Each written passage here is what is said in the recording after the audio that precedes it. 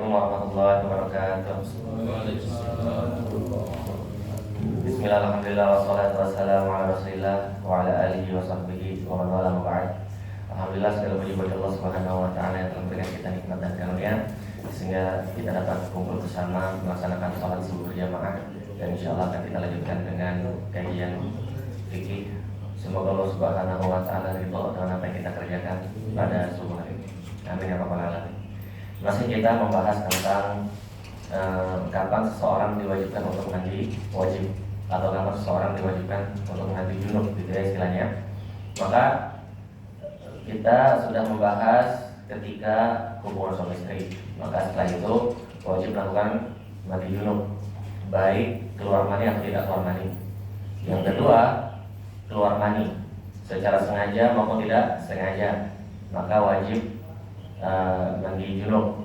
Kemudian kita kemarin ya membahas tentang haid. Pekan lalu kita membahas tentang haid. Sudah disampaikan haid itu berapa hari minimal, berapa hari maksimal, kapan haid menjadi istihadah. Kalau haid ada 10 yang tidak boleh dilakukan. Ya, kalau haid ada 10 yang tidak boleh dilakukan. Sebagaimana sudah dijelaskan pekan lalu, dia tidak boleh menyentuh mushaf, tidak boleh membawa mushaf, dan tidak boleh membaca Al-Quran. 3. Hubungannya dengan Al-Quran: menyentuh mushaf, membawa mushaf, membaca Al-Quran. Dan mushaf itu yang tulisannya Arab semua. Jadi kalau seperti ini ada bahasa Indonesianya, ada terjemahannya. Ini bukan mushaf. Jadi perempuan yang haid masih boleh pegang ini, masih boleh membawa ini. Tapi membacanya gimana? Membacanya tetap nggak boleh, kecuali jika diniatkan zikir. Jadi sebelum dia baca, misalnya kayak santri itu di belakang, sebelum dia baca, dia harusnya membaca surat. Saya buka ini ya, random saya buka surat Yusuf, misalnya halaman 237. Falamma dhahabu bihi wa ajma'u an yajma'u. Itu dia harus dihafal. Programnya harus dihafal. Maka ketika haid, dia bisa mengatakan dalam hatinya bahwa ini adalah zikir. Mungkin bagi bapak-bapak merasa, masa repot banget sih sampai harus diubah niat. Memang innamal a'malu binniyat. Sesungguhnya amal itu berdasarkan niatnya. Jadi contohnya ini lagi.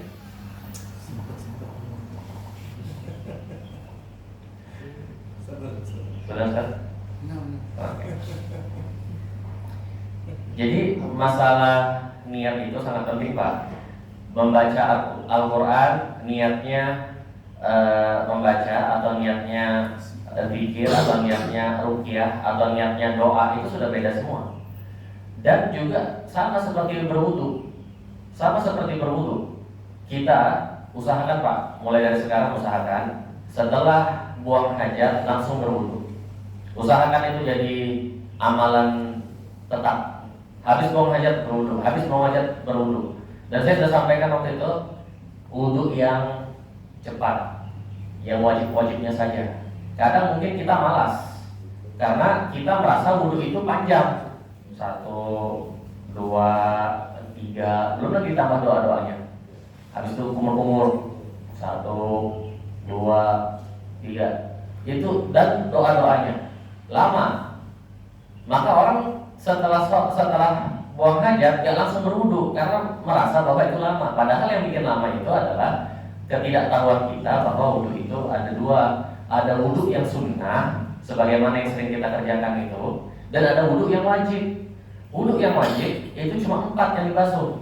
Wajah sebagaimana firman Allah Subhanahu wa taala, ya ayyuhalladzina amanu idza qumtum ilas sholati faghsilu wujuhakum.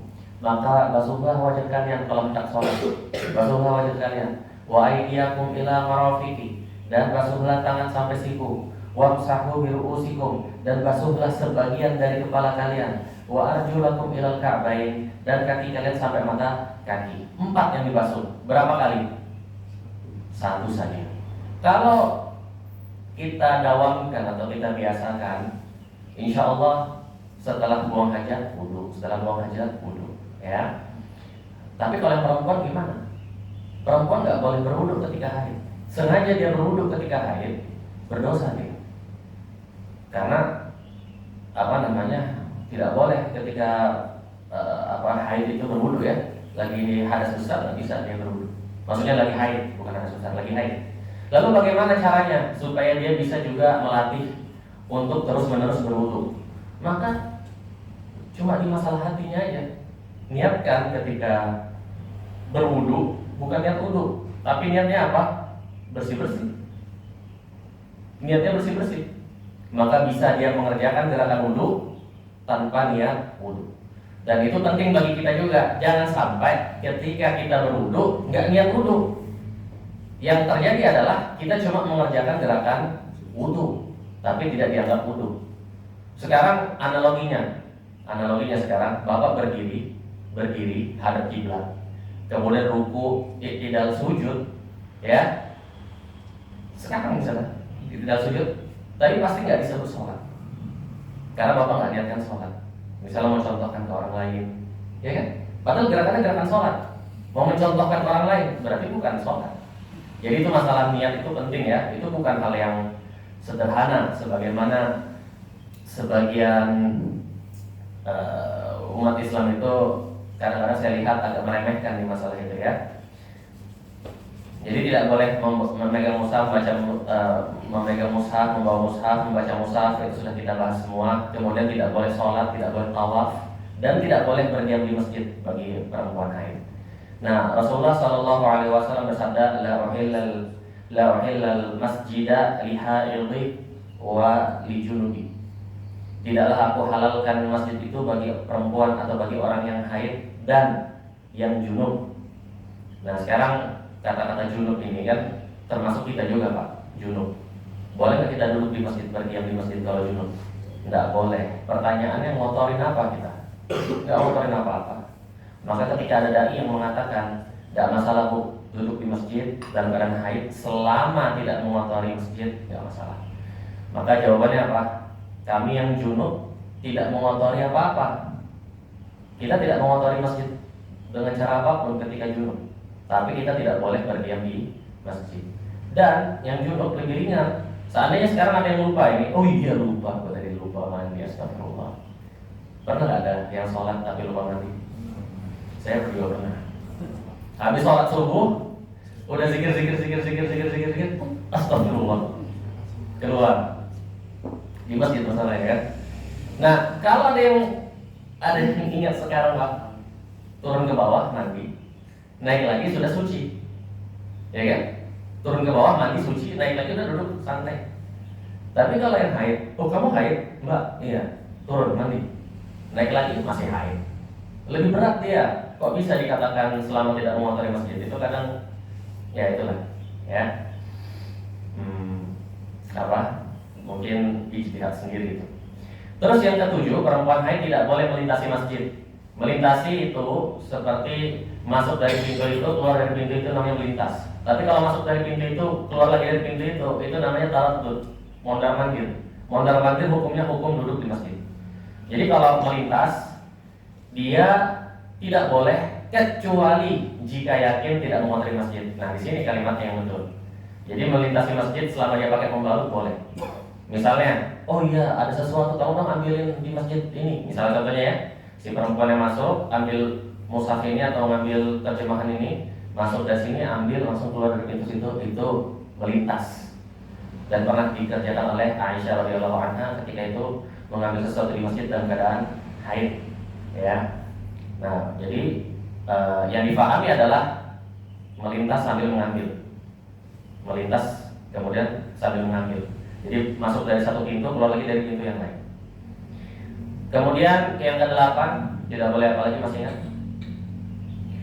Perempuan yang haid tidak boleh sebentar ya, tidak boleh berdiam di masjid. Yang ke-7, yang ke-8, perempuan yang haid tidak boleh ditalak. Ya, perempuan yang haid tidak boleh ditalak. Jadi yang berdosa siapa? Suami. Apakah talaknya sah? Sah. Jadi untuk bapak-bapak kalau marah udah mau keluar kalimat talak ini, sudah di ujung lidah, maka tanya istrinya, kamu lagi haid atau enggak? Lagi haid mas. Kapan sucinya? 5 hari lagi. Tunggu ya, tunggu 5 hari lagi. Ada apa 5 hari lagi? Surprise. Ya. Tapi insya Allah sudah apa? Tenang. Sudah tenang.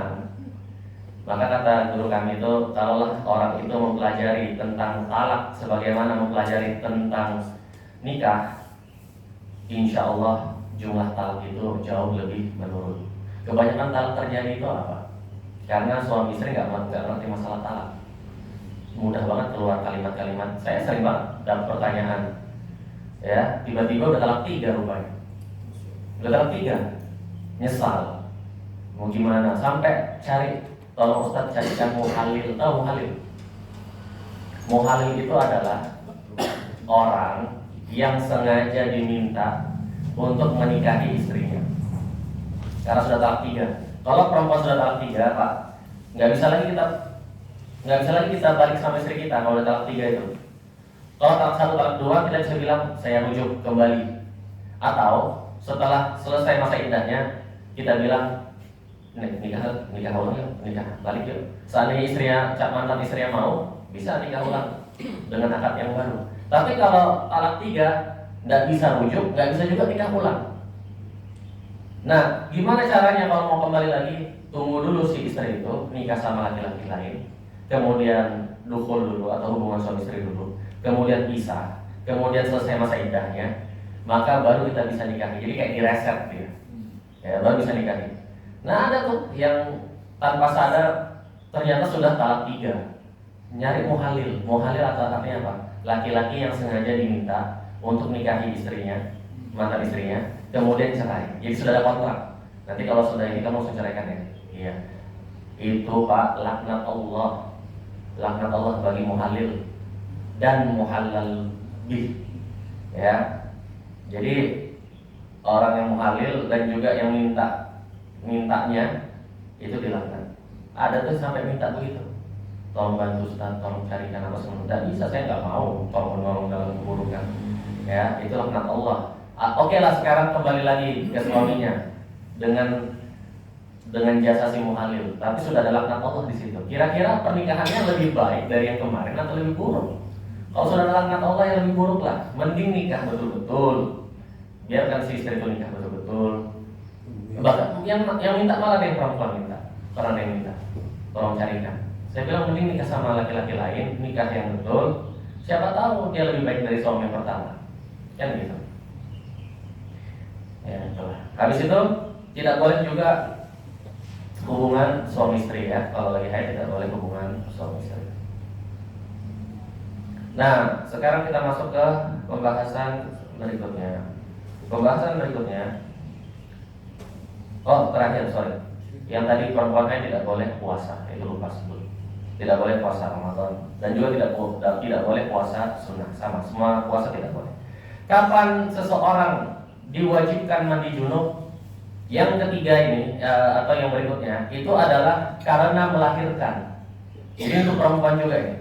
Karena melahirkan. Seandainya melahirkan tanpa nifas, tetap harus mandi junub. Apa alasannya? Alasannya adalah nggak ada sebetulnya Rasulullah mengatakan kalau lahir mandi junub, nggak ada. Cuma itu adalah kias para ulama mengatakan kalau keluar mani maka mandi junub. Nah bayi itu asalnya mani, maka keluar bayi mandi junub. Baik keluarnya dari jalur normal ataupun keluarnya sesar. Baik keluarnya basah ada darahnya, atau keluarnya kering. Di buku fikih itu, di buku Minhaj itu ada kalimatnya itu, wiladah bila balal, lahir tanpa basah. Jadi maksudnya keluarnya kering, gimana caranya itu nggak tahu juga. Tapi seandainya terjadi seperti itu, tetap mandi wajib. Jadi bukan karena cairannya, tapi karena bayinya. Ya. Kalau ditanya apa dalilnya? Dalil Rasulullah mengatakan nggak ada, Quran nggak ada. Jadi dari apa? Kias. Ya, dari kias. Kemudian nifas. Selesai nifas juga mandi wajib. Nah ini menarik Pak, ini masalah nifas ini ya. Masalah nifas ini menarik. Kenapa menarik? Nifas ini dia darahnya keluar. Kalau haid keluarnya 15 hari. Kalau nifas maksimal haid 15 hari. Kalau nifas maksimalnya 60 hari. Ya. Maksimalnya 60 hari. Biasanya 40 hari. Paling cepat sekejap.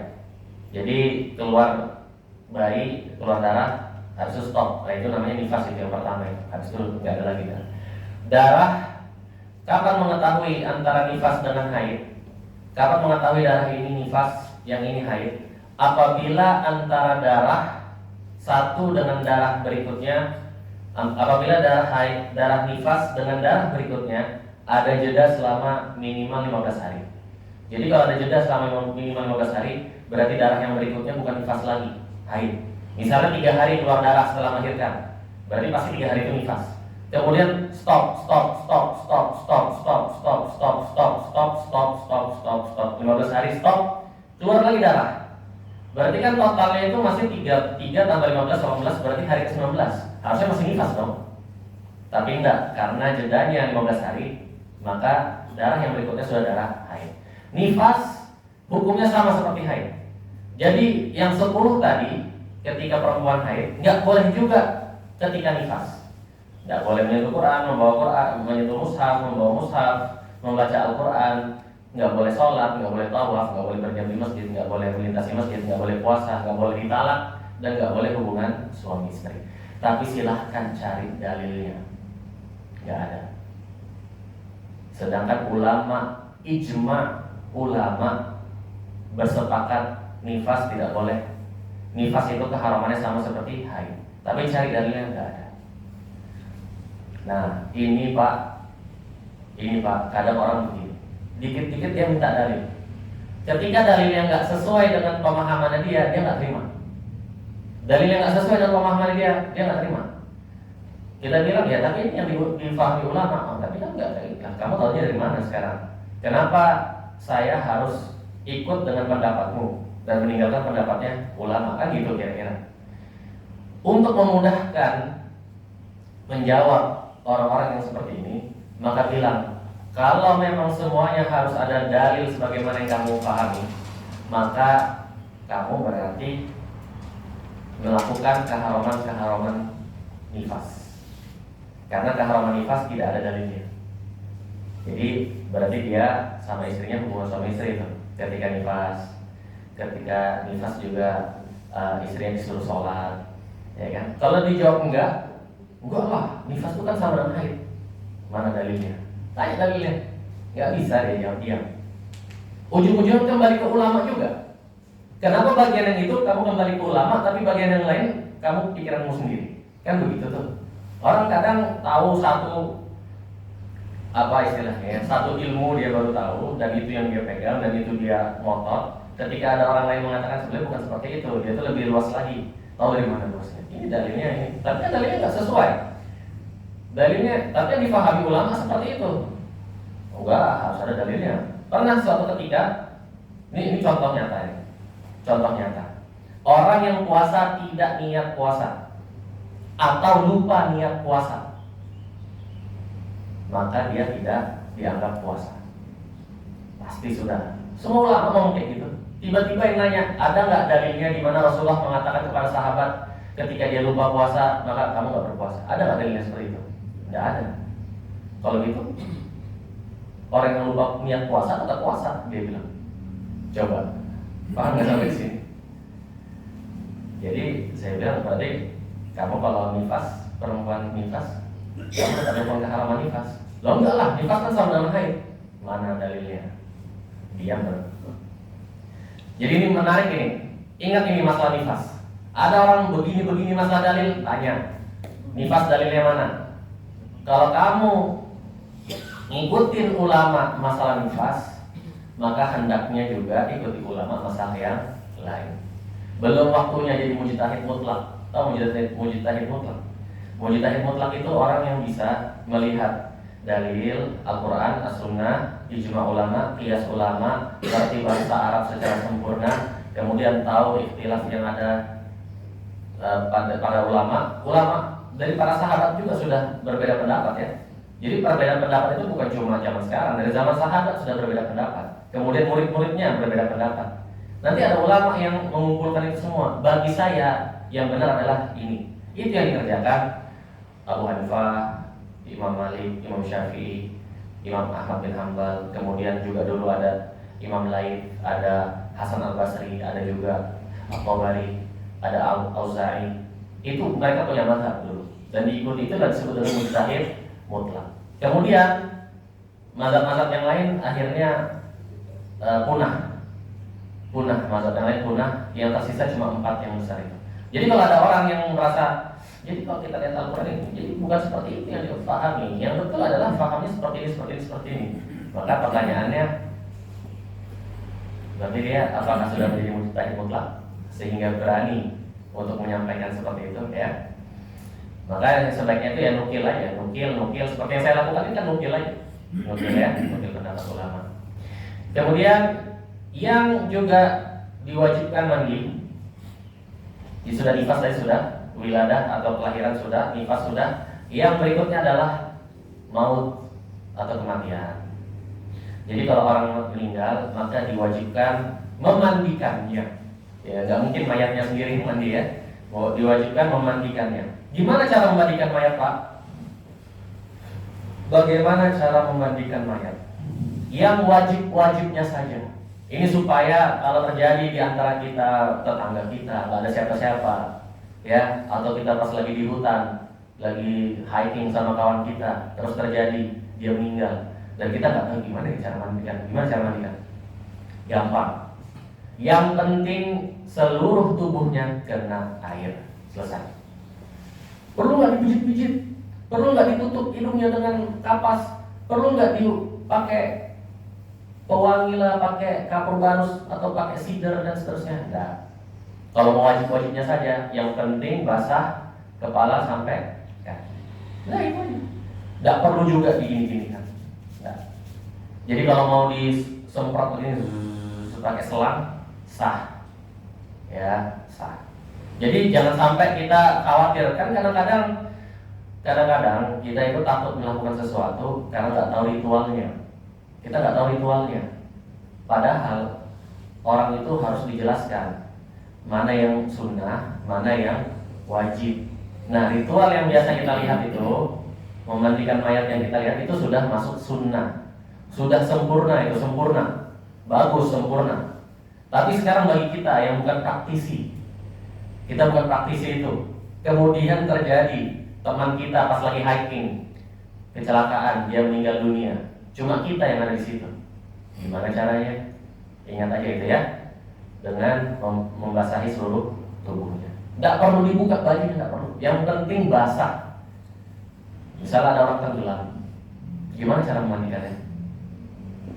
Udah basah dia. Gimana cara memandikannya? Kalau guru saya mengatakan, jadi kan dia basah nih, dia udah basah. Dia lagi di sungai misalnya tenggelam, maka cara memandikannya gimana? Tinggal celupkan lagi dengan niat memandikan jenazah. Dicelupkan dan selesai. Ya. Jadi jangan dibawa dulu keluar kemudian dimandikan secara normal. Enggak, udah celupkan aja, udah mandi itu sudah. Seperti itu. Memandikan jenazah. Hukumnya apa? Hukumnya adalah fardu kifayah. Artinya kalau ada yang meninggal dan tidak ada satupun yang memandikan jenazah tersebut, dosa satu kampung. Walaupun yang meninggal ini orang yang paling dibenci di kampung itu. Jadi ada satu orang, pokoknya paling zalim. Semua orang benci sama dia. Nggak ada yang suka sama orang itu. Tapi ingat, seandainya dia dibiarkan gitu aja, dia tahu satu kampung warga itu si fulan meninggal, dan tidak ada satupun yang mau membantu memandikannya, anak-anaknya juga nggak ada misalnya, maka dosa satu kampung.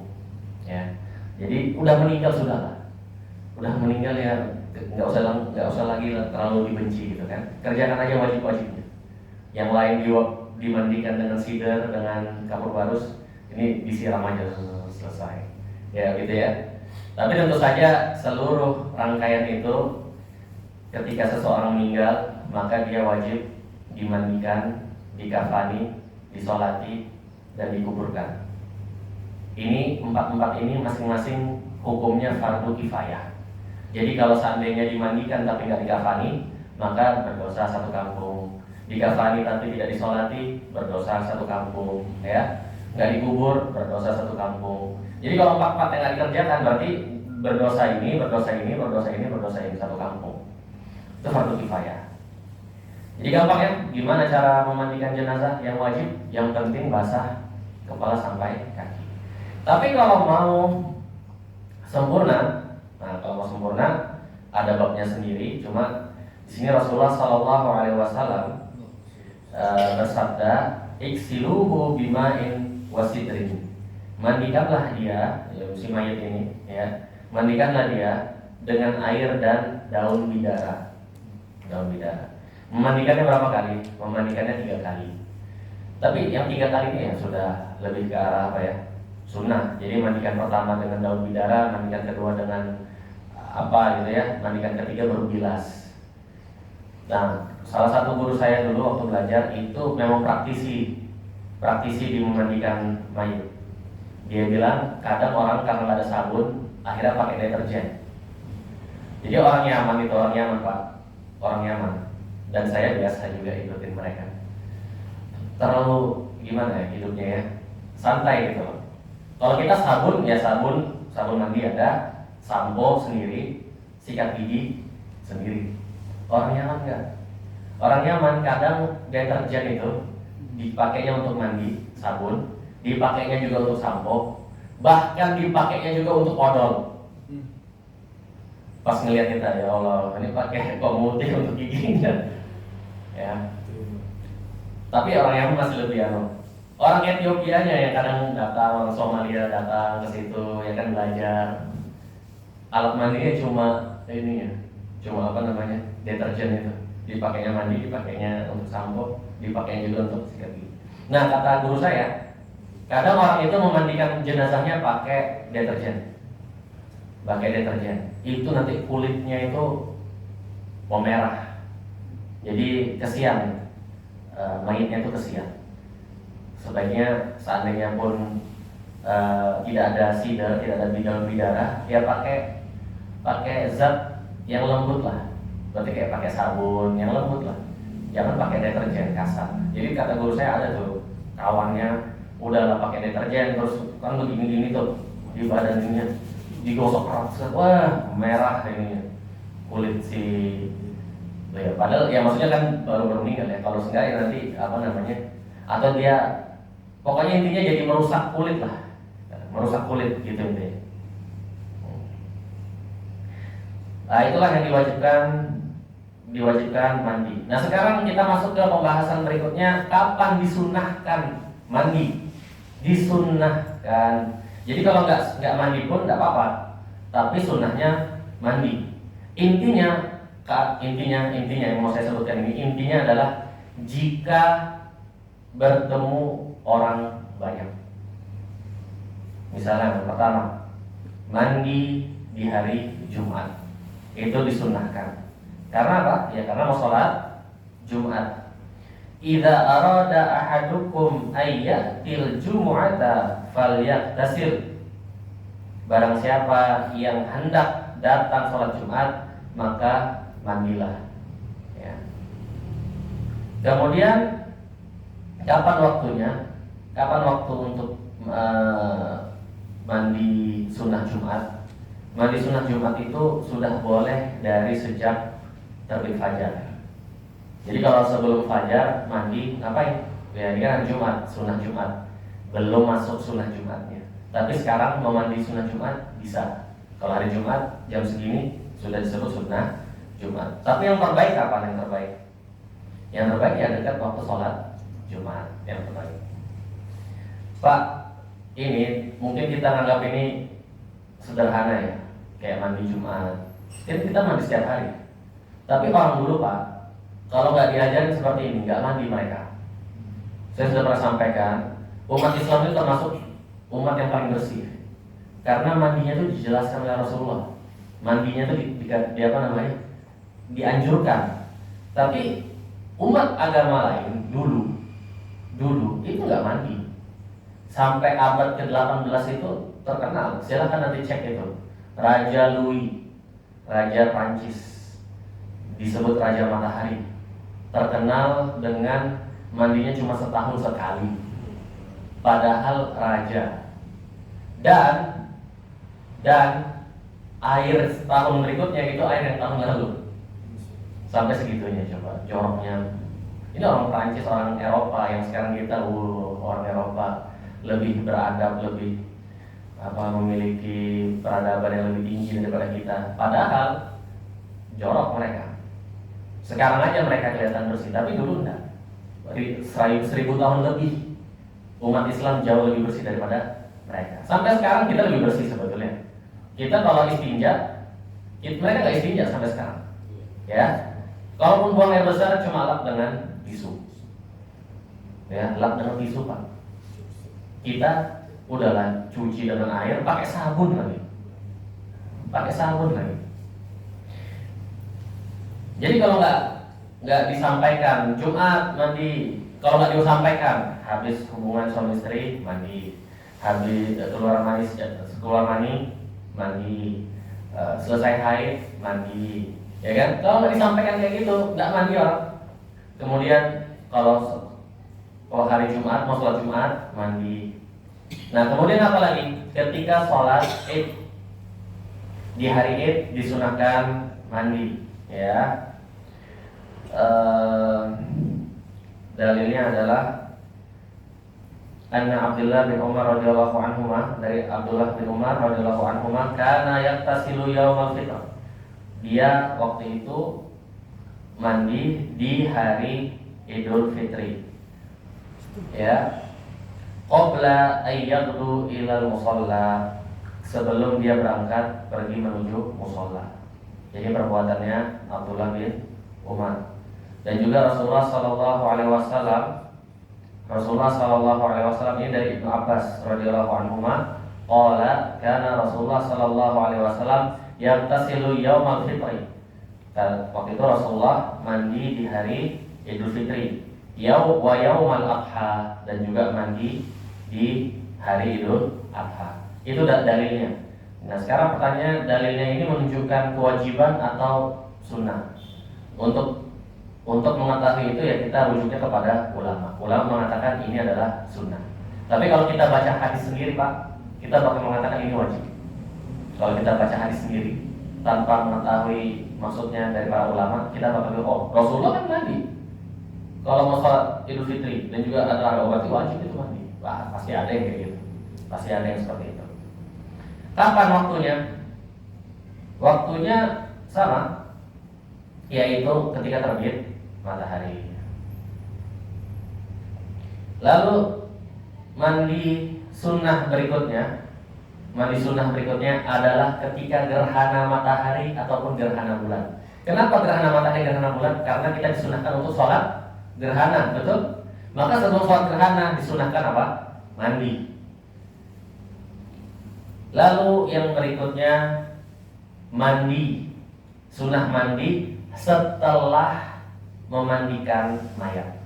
Sunnah mandi setelah memandikan mayat. Nah pasti para dengar itu ya. Kalau habis memandikan mayat kita harus mandi. Jawabannya bukan harus, tapi apa? Sunnah. Berikutnya yang keenam, mandi sunnah ihram haji. Ya, kita ihram itu pak bukan bajunya. Ihram itu adalah niat haji. Dan wajibnya pakai pakaian yang tidak berjahit. Jadi pakai pakaian putih-putih itu wajibnya. Maka bisa saja kita ihram haji dengan pakaian seperti ini. Bisa, tapi nanti kena denda. Jadi gimana caranya? Sebelum ihram haji atau ihram umrah sama. Mandi dulu. Mandi bersih-bersih, wangi-wangi, pakai parfum ya, wangi-wangi. Mandi sudah, kemudian pakailah pakaian putih itu. Kemudian sholat 2 rakaat. Setelah itu baru apa? Sengaja aku ihram untuk haji atau labbaik Allahumma hajjan wa umratan, yang seperti itu niatnya. Yang penting dalam hati aku berniat untuk haji, aku berniat untuk umroh. Maka saat itulah keharaman ihram berlaku. Jadi perhatikan habis mandi pakai baju ihram, baju putih itu. Bukan baju kain, 2 kain itu. Apakah sudah disebut ihram? Belum. Kapan disebut ihramnya? Ketika sudah berniat. Jadi bisa aja dia pakai pakaian putih-putih, sholat, kemudian menuju mikot. Jadi mandinya di mana, pakai pakaian di mana, menuju mikot, baru berniat ihramnya pas di mikot, di bus misalnya, boleh, tidak masalah. Kemudian juga sebentar ini, mandi sunnah berikutnya yang ketujuh berarti. Mandi sunnah istisqa. Apa itu istisqa? Sholat minta hujan. Jadi ketika mau sholat minta hujan, disunahkan mandi dulu sebelum pergi sholat. Kemudian mandi umrah, mandi sebelum masuk Mekah. Mandi sebelum masuk Mekah. Nah itu juga disunahkan. Mandi ketika mau wukuf di Arafah. Ya. Dan juga setelah zawal matahari. Jadi maksudnya wukuf di Arafah. Mandi sebelum lontar jumrah. Itu juga sunnahnya. Mandi ketika masuk Madinah Nabawi atau Madinah Munawwarah. Itu sunnah-sunnahnya, Pak. Itu sunnah-sunnahnya. Jadi kesimpulannya, kenapa ada sunnah-sunnah mandi tadi? Apa kesamaannya dari sunnah-sunnah tersebut? Karena berkumpul bersama orang lain, rame-rame. Karena rame-rame maka disunahkan mandi. Karena rame-rame itu betul-betul rame dia. Jumat itu Pak, dulu Jumatan zaman dulu. Jumatan itu adalah satu masjid satu kota. Jadi ya dulu kan kota 30.000, 40.000 penduduk. Bisa ada masjid-masjid besar yang menampung itu semua. Setelah penduduk terlalu banyak, baru nanti buat masjid berikutnya untuk Jumatan, buat masjidnya berikutnya untuk Jumatan. Dan tidak sah nanti kalau dia itu Jumatan itu sampai banyak. Nggak sah dulu. Hanya satu masjid aja yang pertama yang sah. Kecuali kalau terpaksa harus punya 2 masjid untuk nampung jamaah. Kecuali terpaksa punya 3 masjid untuk nampung jamaah. Seperti itu dia hukumnya. Tapi kalau di Indonesia kan enggak. Indonesia semua orang berniat bikin masjid. Dan masjidnya itu dipakai sholat Jumat. Nah itu nggak pas ya. Berniat bikin musola, bagus. Musola itu sebenarnya masjid Pak. Cuma kita aja ngomongnya musola. Dalam bahasa Arab namanya masjid juga. Masjid itu adalah tempat sholat dan berjamaah. Masjid jami' adalah tempat sholat Jumat dan sholat jamaah lainnya. Jadi istilah yang benar adalah masjid dengan masjid jami'. Itu yang benar. Masjid dengan masjid jami'. Kalau kita kan enggak, musola dengan masjid. Ya, orang mau bikin masjid, pas pikirannya sudah sholat Jumat, nggak mau musola. Ya, yang betul bikin masjid, tapi bukan untuk sholat Jumat. Itu nggak apa-apa. Banyak-banyakin musola, banyak-banyakin masjid yang bukan jami', nggak masalah. Tapi ketika mau sholat Jumat, kumpullah di satu tempat yang besar. Jadi kalau sudah penuh di situ, baru pindah ke tempat yang lain. Penuh di situ, pindah ke tempat yang lain seperti itu. Sampai sini insya Allah ada yang mau bertanya?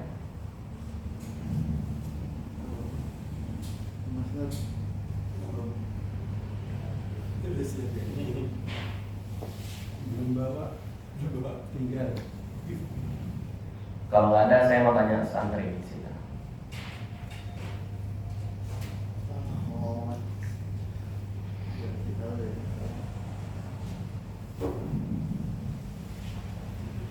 Ya, sebutkan kapan seseorang diwajibkan mandi.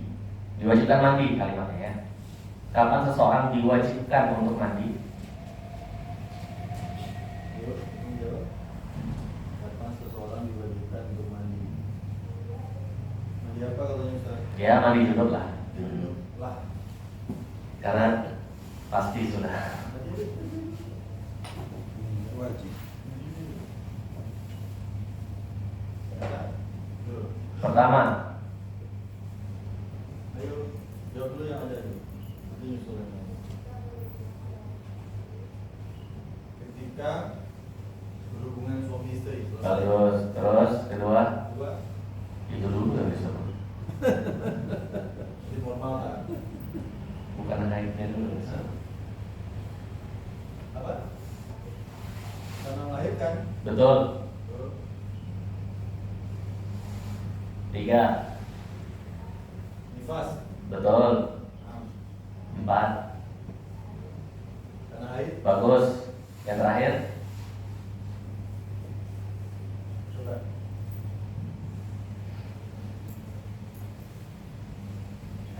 Udah. Pasta. ya yang terakhir keluar mani keluar mani, baik sengaja ataupun tidak sengaja. Akhir keluar mani. Baik sengaja atau tidak sengaja. Kemudian soal berikutnya, Satu lagi. berikan 4 saja kapan disunahkan mandi.